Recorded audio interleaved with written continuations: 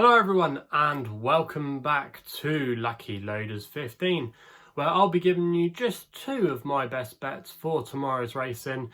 Didn't fancy too much tomorrow, so I'm just going to offer up an up and a next best, so stay tuned for that. I'll give you them a little bit later in this video, but before I get into it, I just got a couple of announcements to make. First of all, if you haven't done so already, just to let you know, there is a brand new episode of the In the Saddle podcast, and I was fortunate enough with my co-host Mark Crosse to speak to Dave Crosse. Dave Crosse, a well-known national hunt jockey, was able to join us on the podcast, and we were previewing the action that's going to be taking place this weekend on Saturday at Wincanton, where it's the Badger Ales Chase, and there'll be some other decent races on the card there, including the Elite Hurdle, the Return of Goshen.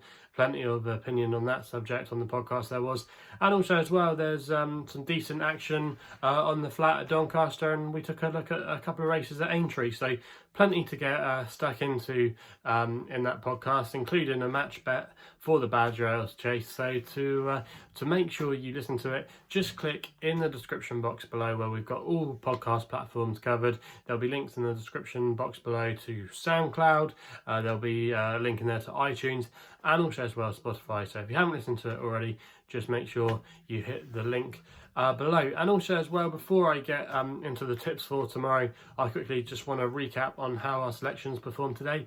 In the end, when you work it all out, we have just come out with a small loss in the end. I know some of you, however, don't back all my tips. I know some of you just back my naps, and if you just backed my nap today, you would have been up in profit, because we did have a winning nap. We put up Grenadine at Exeter in the Howden Gold Cup, and I thought he was really impressive today. He made one or two errors at a few of his fences, and he was a little bit keen early on, but I think he has some engine, this horse, and he looked like the winner for a long way. And in the end, at one point, you thought that he might not get the job done, because the second place horse, Moonlighter, was very game and tough out in front, but I think Grenadine will really come on for that run, and maybe he is one, maybe as an outsider you could maybe pitch in if you wanted to have maybe a cheeky bet for the champion chase. He looks like the kind of horse that could just be the progressive candidate in the 2 mile chase division this year. So yeah, really exciting horse, I think, Grenadine, and I think we haven't got to the bottom of him yet, so he's definitely a horse I want to keep on side this season. So I hope some of you backed him.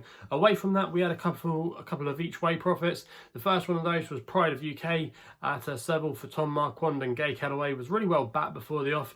Went off 4-1, clear favourite in the end. We advertised it at 7-1 each way here last night as one of my extra tips, and ran a respectable race to finish in third place, so that wasn't too bad there.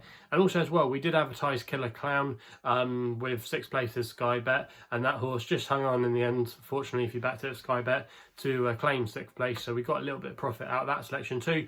Thought Killer Clown actually ran really well for a long way. If you remember on his last start at Uttoxeter, he departed early because he was really badly hampered, and he unseated Ben Jones that day, so obviously you could forgive him that run. But this was the first time really we've seen him over his fences today, and I thought he did a good job, and I think Connections will be really encouraged by that performance. At one point he looked like he was going to be the eventual winner, but maybe he just didn't quite stay, and maybe he just needed the run to come to himself, because that is his first run he's had really this season to go the whole way, so I think he's shaped like a horse with promise, and I think off his handicap mark he will be winning races later on this season. So yeah, Killer Clown, I thought it was a nice performance today, and he's one not to give up on for future races. So yeah, not too bad from those selections. Elsewhere, our selection in the Melbourne Cup, in the end we went with the wrong horse. For the Connections we went with Master of Reality for Lloyd Williams and Joseph O'Brien. However, it was that other runner, Twilight Payment, that won the Melbourne Cup. Our selection, he didn't quite get things his own way up in front, and in the end he just faded back down to the midfield, so apologies for that one if you did back him. And also as well, we had a couple of other selections. The next best, I thought the jockey Sam Fielden, his inexperience really did tell, because I don't think gave that horse the best ride. It was a bit of a strange race from that filly.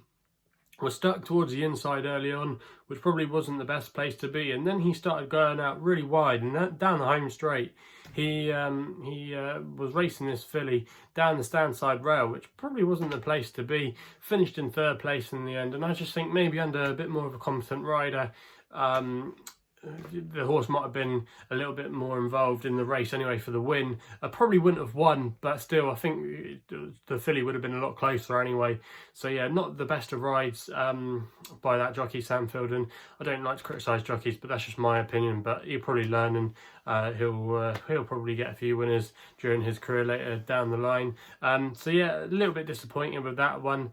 And yeah, it's just, and our other selection, Wild Spirit, who ran at Exeter, just faded away in the end and was slightly disappointing. Again, had been strong in the market for Henry Daly, but just couldn't back it up. So yeah, a bit of a mixed bag today. Obviously, in that winner, a couple of each ways, only came out with a small loss, so it's not the end of the world, you know. Obviously, we want to get profit here. Obviously, if you've been following me the last several months, you know that we have been in profit every single month. But I know October was really hard work, and we only just did it in the end after a couple of good days to end the month, and the last couple of weeks actually we did start picking up our form again. So hopefully we can be amongst the winners tomorrow. I'm just going to be putting up 2 selections like I promised, and they're actually going to be within 10 minutes of apart with each other tomorrow. So let's get into the first of them, and we're going to be going tomorrow with my next best, which runs in the 2 o'clock at Lingfield on the all-weather there, and I'm going to be going with a horse here called Little Brown Trout for Ellie Mackenzie, claiming 5, riding for Willie Stone. Now Willie Stone doesn't have too many horses in training. You often see Holly Doyle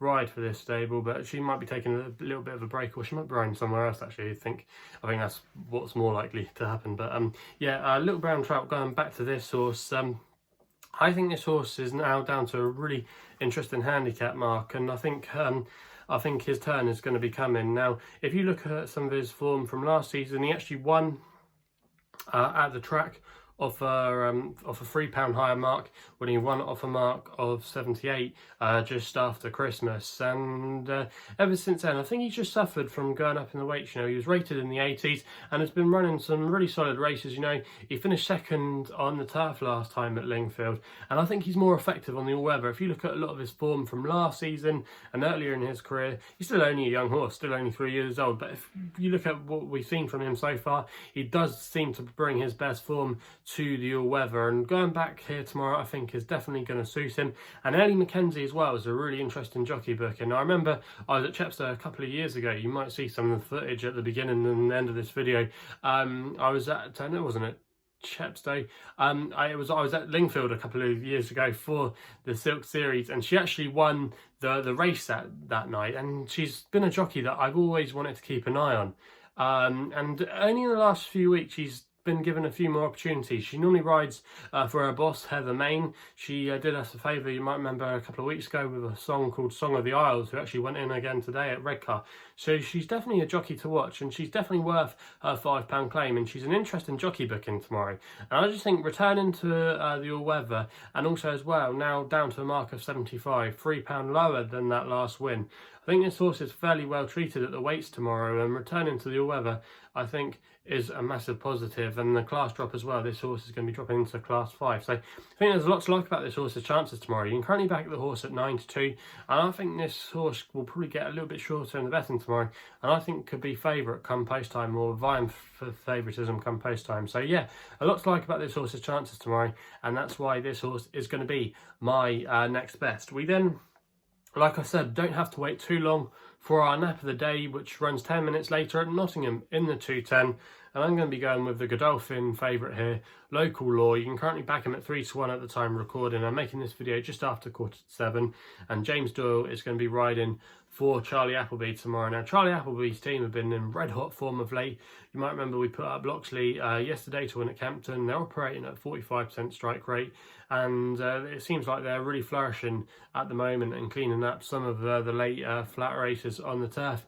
But yeah, going back to this horse, Local Law, he's only had 2 starts so far, and has shown promise in both of them. However, he was maybe disappointing on debut when he was an odds-on favourite. He was 10-11 that day, and he was quite well beat. However, I do think that was quite a strong race. You had McAllen in there for John Gosden and a few nice types from some powerful stables. So maybe it was a little bit more of a warmer race and was anticipated for him to then his reputation preceded him in the betting. So I think you can forgive him that run. He then stepped up, I thought, and ran a promising race at Kempton on his second start when he finished second to Uncle Bryn of John Gosden's. And that Uncle Bryn is definitely going to be a serious horse to watch next season. I think he's quoted in a few of the classic markets, and I'll be interested to see if he maybe makes an appearance in a race like the Greenham or the Craven next year. Watch out for Uncle Bryn and go back and watch that replay. He really did show a really good turn of foot that day at Kempton, and to finish second to him, I don't think was no bad effort. Now, tomorrow he's going to be making his nursery debut off a mark of 75, and tomorrow it will be the first time he's ever encountered soft ground. However, if you look at his pedigree, he's by Dubawe, and we know Dubawe's progeny tend to handle a bit of soft. And if you look at the downside of the pedigree, this horse is actually a half sibling to Loxley, who obviously we put up the other day to win the Floodlit Stakes at Kempton. And if you look at Loxley's form, he's shown some decent ability on soft ground. I think he's undefeated, 3 wins from 3, and a couple of the other siblings as well have shown a bit of ability with cutting the ground. So I think the ground will be no problem at all tomorrow. And if Charlie Appleby, I didn't think he would be able to handle the ground, I think they would have shut up shop and put this horse out for next year. So I think there's a lot of things to like about this horse tomorrow. And yes, there might be 1 or 2 in here that you might think can beat Local Law, but I just think Local Law has got quite a bit of untapped potential, and I just think it might have taken him a little while to come to the fore. And with Appleby in such good form at the moment, and I think from his breeding as well, being able to handle soft ground and his form so far and what he's shown in novices, I think he can finally break his maiden tag tomorrow at the 3rd time of asking, and fingers crossed it can be 3rd time lucky for Local Law. So that's going to be the nap tomorrow in the 2:10 at Nottingham. So quickly just recap there. In the 2 o'clock at Lingfield, we go with Little Brown Trout, 9-2 win only bet. That's the next best. And the nap of the day runs in the 2:10 at Nottingham, 3-1 win only bet, Local Law. So yeah, that's all I've got to say on my tips for tomorrow's racing. If you haven't done so already, please make sure you subscribe here to my YouTube channel at LuckyLoaders15. If you're enjoying these videos as well, please remember to give us a thumbs up. And if you want to follow me on Twitter, you can do, where my handle is at LuckyLoader15. And if you want to find out a little bit more about myself, my website is www.chrisloaderracing.co.uk. So please gamble responsibly. Hopefully we can have some winners tomorrow, and we'll be seeing you soon.